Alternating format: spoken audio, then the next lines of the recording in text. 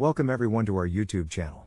Today, I'll be bringing you the latest developments on the war in Ukraine. And our top story this morning. Poland has announced they will be sending 4 MiG-29 fighter jets to Ukraine over the coming days, making it the first country to do so, and putting pressure on allies to provide support.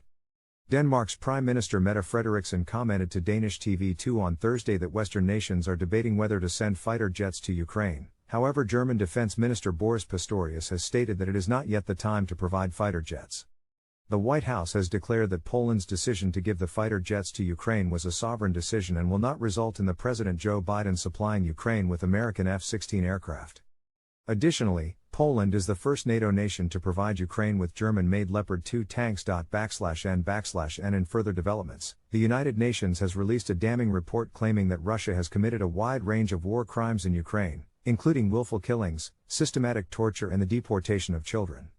Russian forces have also been accused of a bombing of a theater in Mariupol which killed hundreds of people a year ago.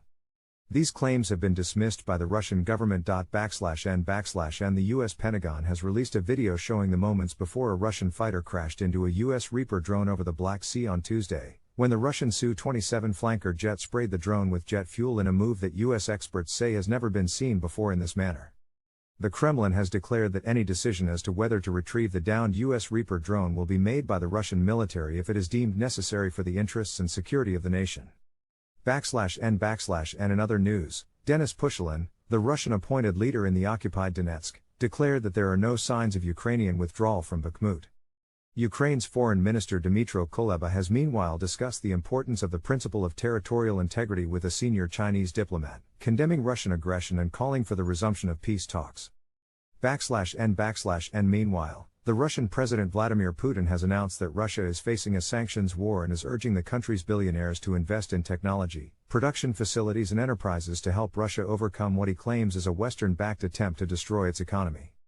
And Polish authorities are also clamping down on espionage, having arrested 9 members of a Russian spy ring which they say were gathering intelligence on weapons supplies to Ukraine and making a bid to sabotage these shipments. 6 people have been charged with preparing acts of sabotage and espionage and further charges are pending. And finally, the United Nations has urged a 120-day renewal of an agreement allowing the safe export of grain shipments from Ukraine's Black Sea ports. The Russian Foreign Ministry has commented that the agreement would be extended for 60 days instead. And that concludes our roundup for this morning. Check in with us for further updates.